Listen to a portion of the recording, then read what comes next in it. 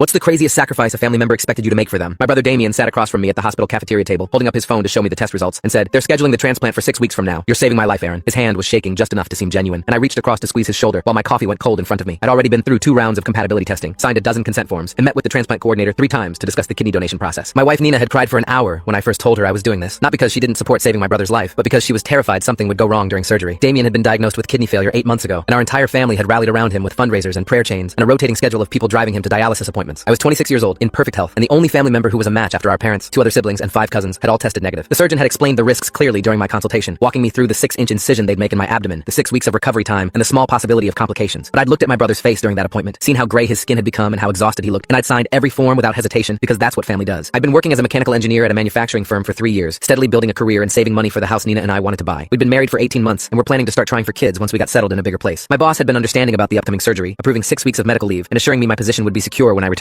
Nina had started meal prepping and organizing our apartment to make my recovery easier, buying extra pillows for the couch and setting up a recovery station in our living room. My mother called every other day to thank me for stepping up and being the hero Damien needed, though I kept telling her I wasn't a hero, just a brother doing what needed to be done. Damien had always been the golden child in our family, the oldest son who'd gotten a business degree and worked in finance before his health crashed. He'd dated a string of beautiful women, driven expensive cars he couldn't really afford, and lived in a condo our parents had helped him buy. I'd always been the quieter younger brother, more practical and less flashy, but we'd been close growing up, and I couldn't imagine not helping him now when he needed me most. The first strange detail I noticed came 3 weeks before the scheduled surgery, when I stopped by Damien's condo to drop off groceries and found him loading golf clubs into his trunk. He looked startled when he saw me, quickly closing the trunk and explaining he was just organizing his storage unit while he still had energy. I asked if he felt strong enough to be doing that kind of physical activity, and he got defensive, saying the doctors wanted him staying active between dialysis sessions. Something about his tone felt off, but I told myself I was just being paranoid because I was nervous about the surgery. When I mentioned it to Nina that evening, she said kidney failure patients could have good days and bad days, and maybe this was one of his better days. I tried to let it go, but the image of those golf clubs kept nagging at me because the transplant coordinator had specifically said Damien should be conserving his energy and avoiding strenuous activities. 2 days later, I called his dialysis clinic to confirm his appointment schedule so I could coordinate visiting him, and the receptionist put me on hold for several minutes before coming back and saying she couldn't discuss patient information without authorization. I found that odd, since I was listed as his emergency contact and had been to several appointments with him, but I assumed maybe there were new privacy policies I wasn't aware of. The second strange detail happened when I met with Dr. Ramona Keeley, the transplant surgeon, for my final preoperative consultation. She was a woman in her mid-50s, with 30 years of experience and a reputation as one of the best transplant surgeons in the state. She walked me through the surgery timeline again and mentioned that Damien's kidney function had been fluctuating in recent tests, which sometimes happened with patients in his condition. I asked what that meant for the urgency of the transplant, and she paused before saying the medical team wanted to proceed as scheduled, but would be monitoring him closely. Something in her pause made my stomach tighten, and I asked directly if Damien was in immediate danger without the transplant. She said kidney failure was always serious, but his current dialysis regimen was keeping him stable for now, which struck me as different from what Damien had been telling the family about being in critical condition. When I mentioned this discrepancy to my mother that evening, she got upset and said I was looking for excuses to back out of helping my brother. She reminded me that doctors sometimes downplayed things to avoid scaring patients, and that Damien needed this transplant regardless of the exact timeline. I felt guilty for even questioning it and apologized for worrying her. The third strange detail came 2 weeks before surgery, when I ran into Damien's ex-girlfriend Cassidy at a coffee shop downtown. She asked how I was doing, and when I mentioned the upcoming transplant, her face went completely white. She pulled me aside and asked if I was absolutely sure Damien needed a kidney, because when they'd been dating 6 months ago, he'd been perfectly healthy and had never mentioned any kidney problems. And that's when things took a turn I never expected. Full story is linked